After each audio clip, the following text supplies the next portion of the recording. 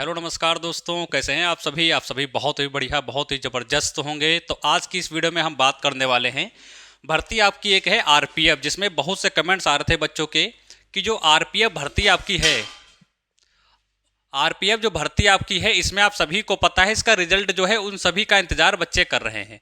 और इसमें सबसे ज़्यादा कन्फ्यूजन वाला सवाल बना है, जो चीज़ को लेकर बच्चे परेशान है कि इसका जो फिजिकल है वो कैसे होता है, यानी फिजिकल के बारे में क्या क्या होता है, क्या क्या चीज़ें ली जाती हैं, रेस कितनी होती है, चेस्ट कितना होता है और हाई जंप लॉन्ग जंप क्या क्या होता है। क्योंकि आप सभी को पता है जहां पर आरपीएफ की बात होती है, जो इसका फिजिकल होता है भाई साहब, सबसे तगड़ा फिजिकल इसका हम बोल सकते हैं कि आरपीएफ का देखने को मिलता है। तो एग्जाम तो निकल जाता है आसानी से, ये तो आपने मेहनत की है, पढ़ाई की है तो एग्जाम निकल जाएगा। लेकिन उसके बाद जब फिजिकल का नंबर आता है तो कहीं ना कहीं आपको जो है पढ़ाई के से ज़्यादा इसमें मेहनत करनी पड़ती है। तो वहीं यहाँ पर लिखा गया है कि आसान तरीका जो है देख लो कैसे फिजिकल आपको निकालना है, और ये गलती आपको भूल कर नहीं करना है, वरना भाई फिजिकल से आप क्या हो जाएंगे, बाहर हो जाएंगे। तो सबसे पहले तो मैं आपको फोटो सहित दिखाऊंगा, जो फिजिकल वाली होती है वो सारी जानकारी मैं आपको दूंगा।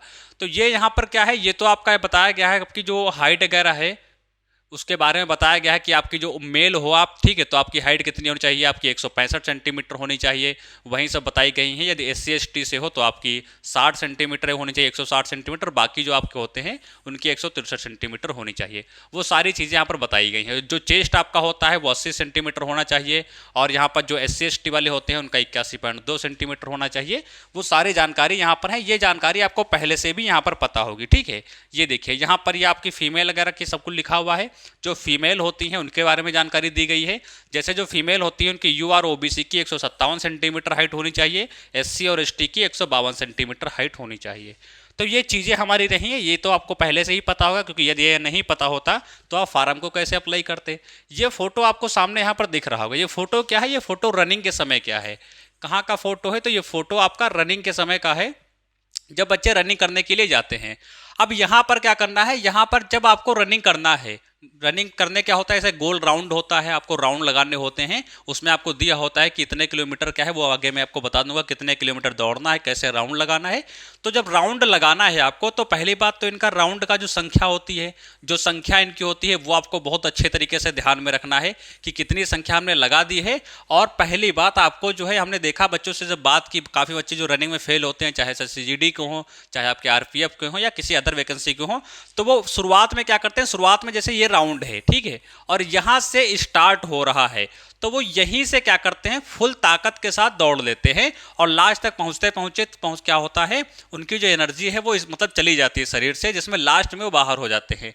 तो यहां पर आपको ये गलती नहीं करनी, जब भी रनिंग करने के लिए आप जाएंगे तो यहां पे अपने आप को नॉर्मल रख के दौड़ना है, यानी कि ऐसा दौड़ना है कि हमारी एनर्जी नहीं लग रही है, हम नॉर्मली केवल रनिंग कर रहे हैं, इस हिसाब से आपको दौड़ना है, और अपनी एनर्जी को जो है वो लास्ट में एकदम बचा के रखना है, ठीक है।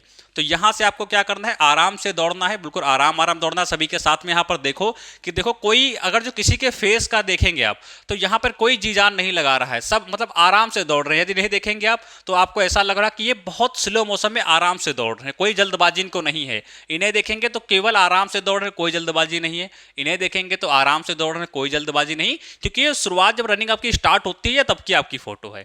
लेकिन धीरे धीरे जब आधे से ज्यादा रनिंग हो जाती है, जब फाइनल राउंड होने वाला होता है, वहां पर आपको सारी ताकत का प्रयोग करना है। अगर जो गलती क्या कर देते हैं, शुरुआत में ही बच्चे जो है सारी ताकत लगा दिए, तो लास्ट में कहीं ना कहीं आपका रह जाओगे, ठीक है।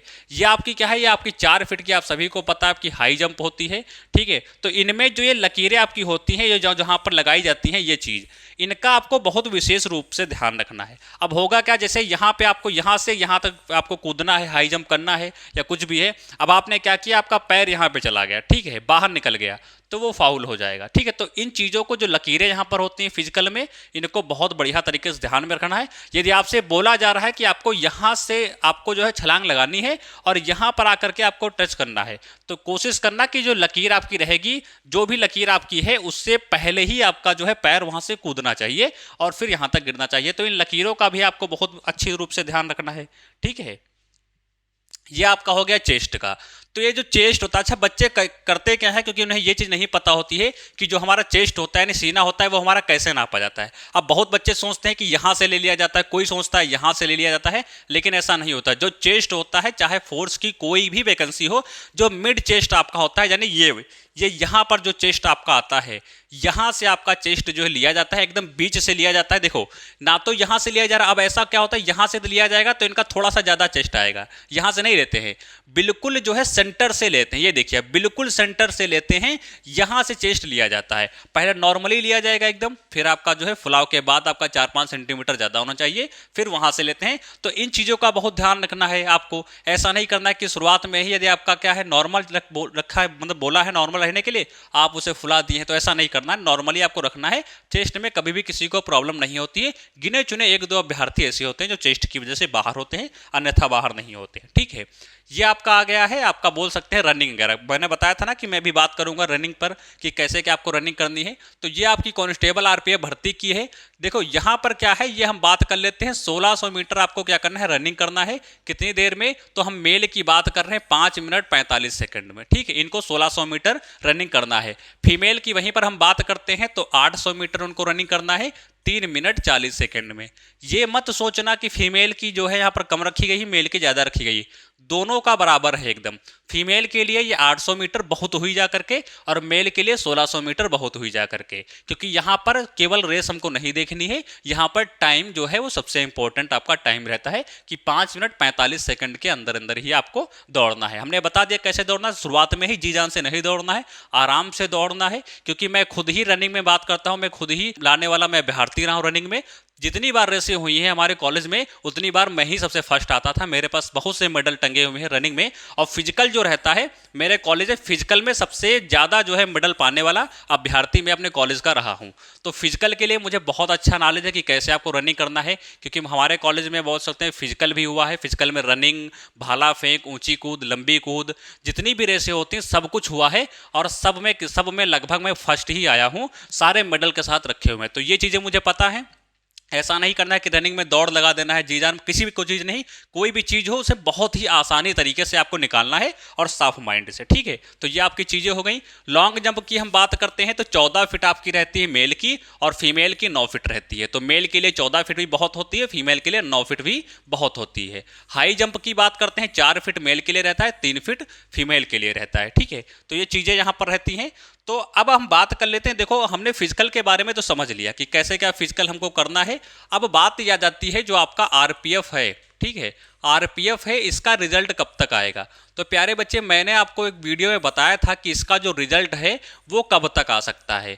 तो जो इसका रिजल्ट है मैंने आप सभी से पहले ही बता दिया था कि इसमें आपको ज़्यादा वेट नहीं करना पड़ेगा। ठीक है, ज़्यादा आपको क्या है, ज़्यादा आपको वेट नहीं करना पड़ेगा, क्योंकि इसका जो रिजल्ट है वो 25 जून तक हर हालत में आ जाएगा। ठीक है, और रिजल्ट आने के तुरंत बाद ऐसा नहीं होगा कि आपको फिजिकल के लिए 15, 20, 25 दिन का या 1 महीने का समय दिया जाएगा। ऐसा बिल्कुल भी नहीं होने वाला है। जब भी इसका रिजल्ट आएगा तो रिजल्ट आने के तुरंत बाद आपका क्या होगा, लगभग 1 वीक के बाद आपका जो फिजिकल है वो यहाँ पर हर हालत में कंडक्ट करा लिया जाएगा। ठीक है, तो इन चीज़ों को ध्यान में रखना है। और आरपीएफ का फिजिकल तो आप सभी को पता है, इतना ज़्यादा हल्के में नहीं लिया। मैं बार बार एक ही बात कहता हूँ कि आरपीएफ के फिजिकल को बहुत ज़्यादा हल्के में नहीं लेना है। निरंतर अभी अभ्यास करो, उठो मॉर्निंग में, अच्छे तरीके से दौड़ो, प्रोटीन वाली जो चीज़ें हैं आपको वो लेना है। रिजल्ट भी आपका आ जाएगा, ज़्यादा वक्त इसमें नहीं बचा है। बाकी जो भी जानकारी रहेंगी मैं आपको बताता रहूँगा।